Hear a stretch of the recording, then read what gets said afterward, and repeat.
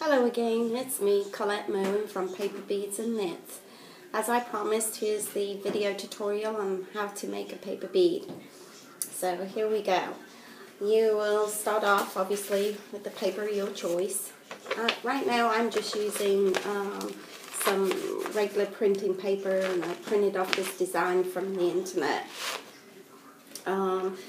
Now what I'm going to explain to you is how you get to do your lines. Now to do your strips of paper. When you do your strips of paper, they're going to turn out like this. You're going to have little lines that will taper off. These are 1/2 inch wide and then they taper. And to get this, what we're going to do is you will get your ruler and your pen, and then first of all, though, what you want to do is this straight line here, because we're going to use the top of the paper, the length of it. You want to take off this edge, because you don't want this edge, straight edge, because it's not really going to make you a paper bead. So what I'm going to do is I'm going to just cut a little bit off, and make sure that you use, that you have this wide end at the bottom, and it tapers off to the point, to the tip there, and then just draw a line, and then what we're going to do there is we're just going to cut that off. Normally I can use a rotary cutter, but for this purpose I'm just going to use my scissors because the paper's not that too long. The only thing with scissors is just be careful. You want to try not to get too many like jagged edges from the scissors, so the less cuts you can make, the better. These scissors aren't really that good because they've seen a lot of paper. But that's kind of the strip that you'll get. But you can still roll that into a paper bead, but it's still not going to be that good. Let me just finish cutting this edge here, this bit here, the taper. The joys of doing a video, and like I say, I've not done this before, apart from the first one. This is my second one. I'm still a newbie at this, as we say. Then what we're going to do is once you've done that, then we're going to mark 1/2 inch with your ruler. So you're going to get your ruler, and then what you're going to do is, see if I can do it this way, then we're going to mark 1/2 inch. And we'll do little dots with your pen. And so we're going to go 1/2 inch here, 1/2 inch, and do this all the way along the page, 1/2 inch, all the way along. Then when you've done that, you're going to turn your paper around and then mark 1/2 inch again. Same way as you did before. Measure it out and 1/2 inch. Keep doing that all the way along. I do little lines. Then what you're going to do is you're going to get your ruler. Now my taper ended up with a tip, which was, it was that end. So what we're going to do now is we're going to go from the bottom, and we're going to make a tip. We're going to go, let's move that out of the way, from here, and then we're going to go up. Then once you've done that, you're going to take your ruler and move it back this way, and to the tip at the bottom that you did just before. Then move this again to the bottom and keep it to the tip, and then mark your line. Then again, and you keep doing that, rotating it bottom to top, and then keep going.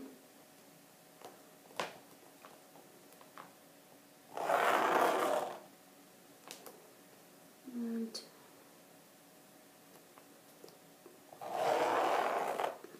I don't do this so much now because I have got used to doing this, but being a beginner, I'd recommend that you do this so that you know where you're cutting from. And as I say, just keep doing this now all the way to the end of your page.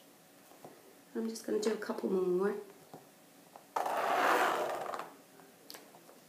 So we open it up again at the top, open it up at the bottom,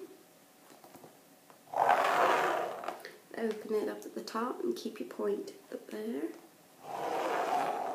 And then I'll do one more, so we're going to go from the bottom and to the point to the top of the page. And let's do one more. Open it up at the top and bring your point to the bottom. And then, once you've done all that, they don't look very straight, but that's how your lines will turn out once you keep doing this. And then, once you've done that, then we're going to cut them out.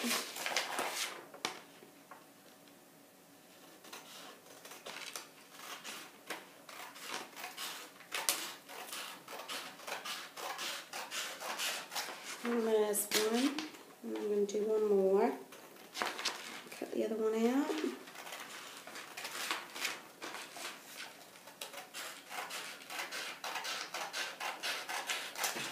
And there's two.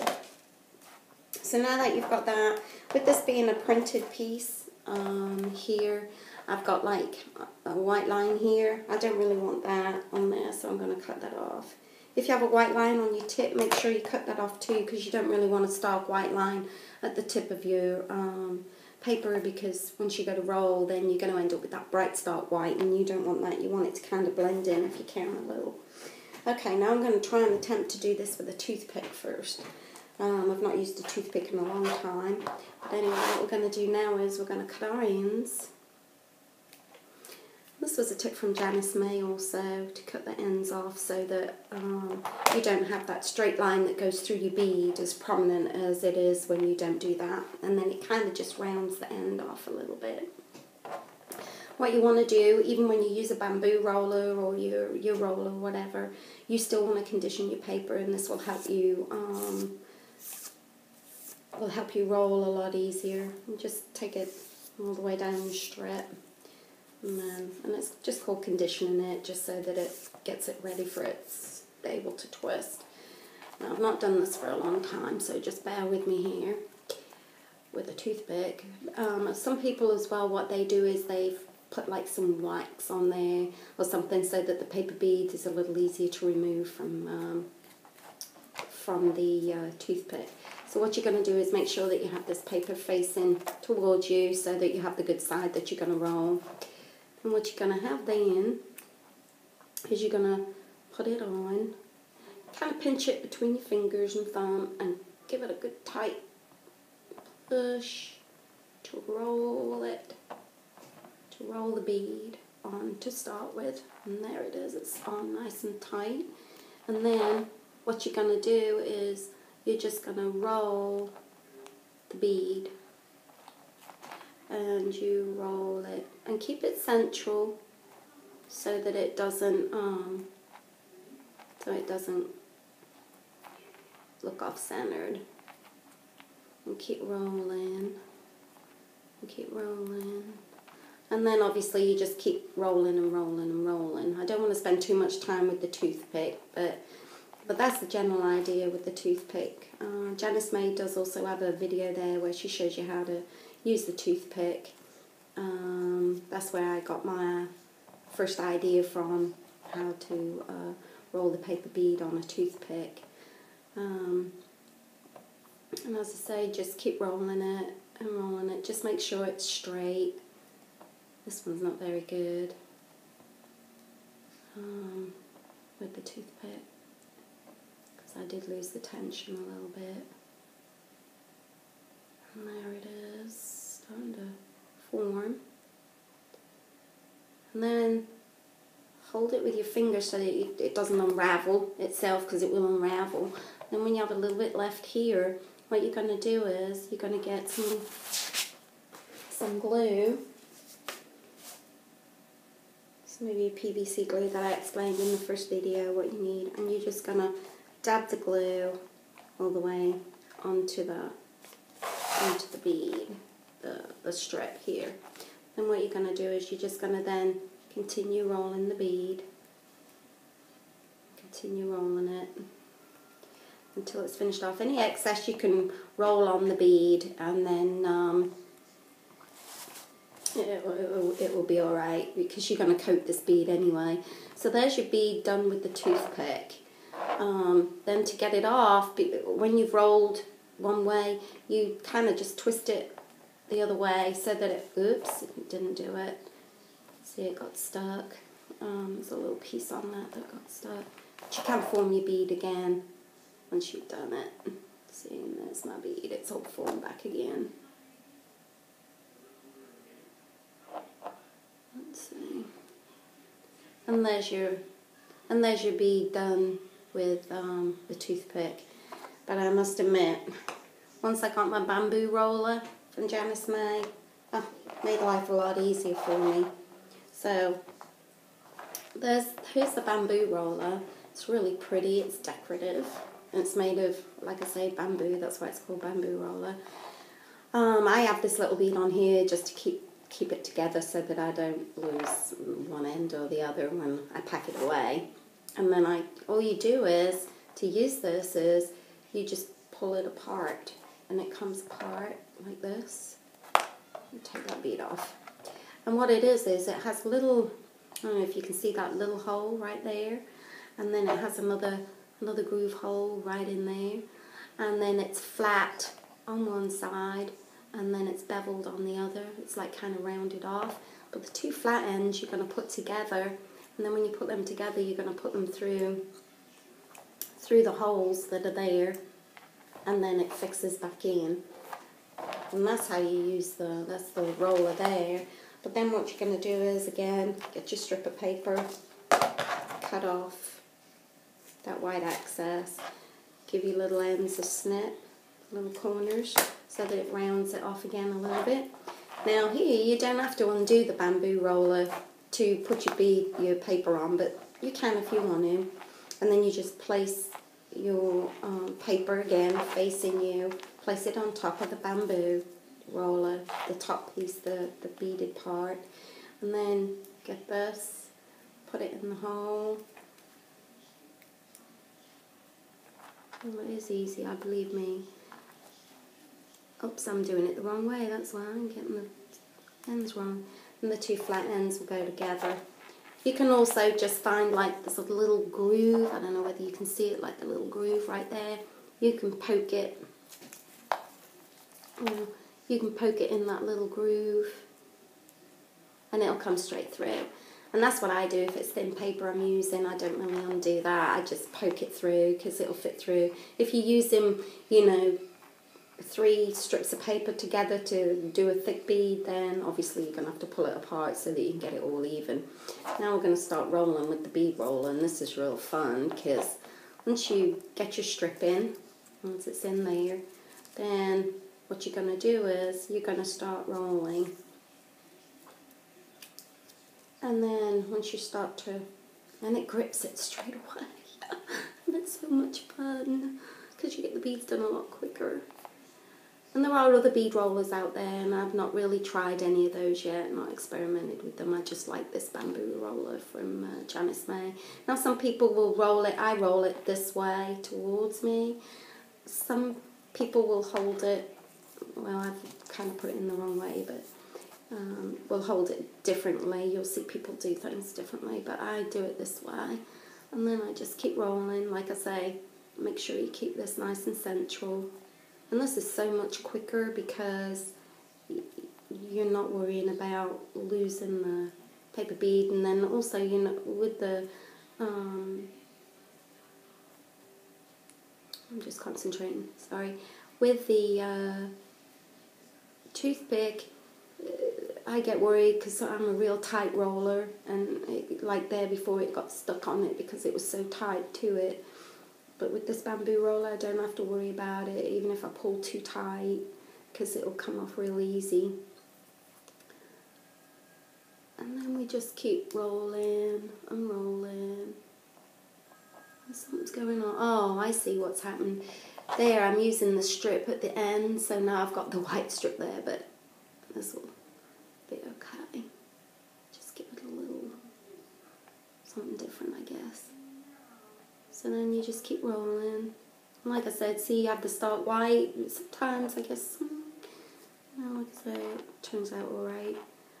Like I say, once you get to like a little bit left, about an inch, again, dip your brush and your glue, put it on, and then roll it. And if you have any excess, don't worry about it, because you can roll it around the bead anyway, but just be careful you don't get it too much on your paper bead roller, because you don't really want to get your paper bead roller covered in glue. I mean, it will come up, you can wash it off. And then if your paper bead don't look straight to you before you take it off, you can manipulate it around a little bit. And there's the paper bead made with the with the bamboo roller. Then again, all you got to do is to get your bead off is pull it off, pull it apart, and then slide the bead off. Comes off real easy. And there's your paper bead done with the paper bead roller. And there it is. Yummy. And there's my paper bead. And then this was the paper bead that was done, which was done with the toothpick. So toothpick, paper bead roller.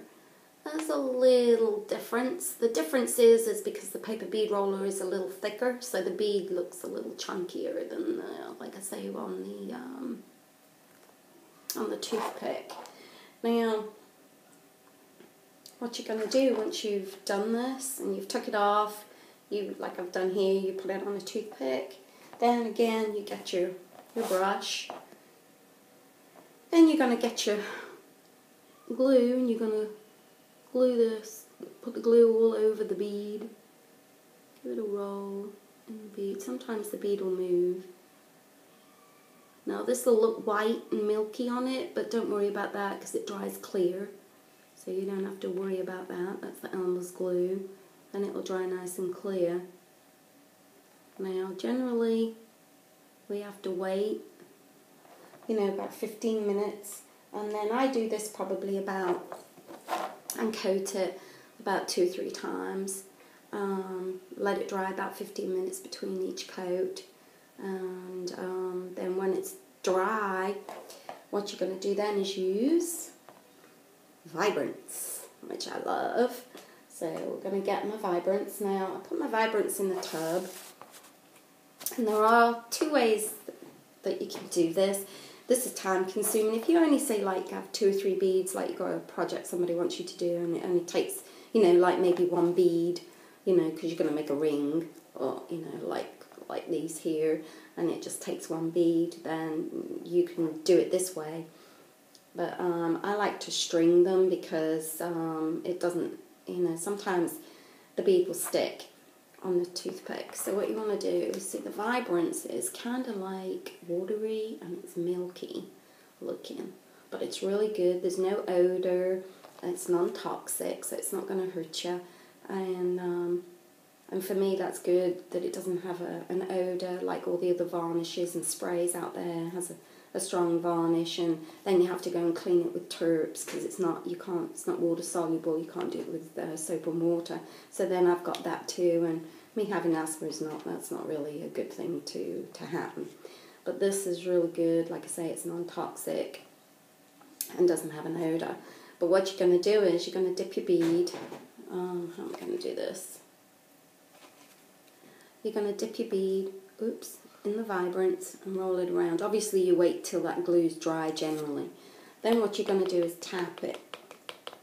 Now do be careful because some papers like this will give off the ink, and you don't really want to, you want to make sure it doesn't give off any in your vibrants, because you will discolor, and it's called contamination.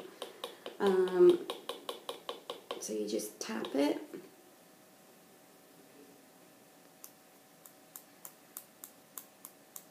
There we go. That's got a little bit on there, so what you can do is I get Some people use a little brush, but I just generally get a little piece of kitchen towel and just kind of roll just a little bit so that it takes some of that excess off. And then when it's took it off, there's your paper bead with the vibrance on it, and you can see it start to, even there, you can start to see the shine coming on it. And you'll do this 3 times. You'll coat it with vibrance 3 times. So that's with a toothpick.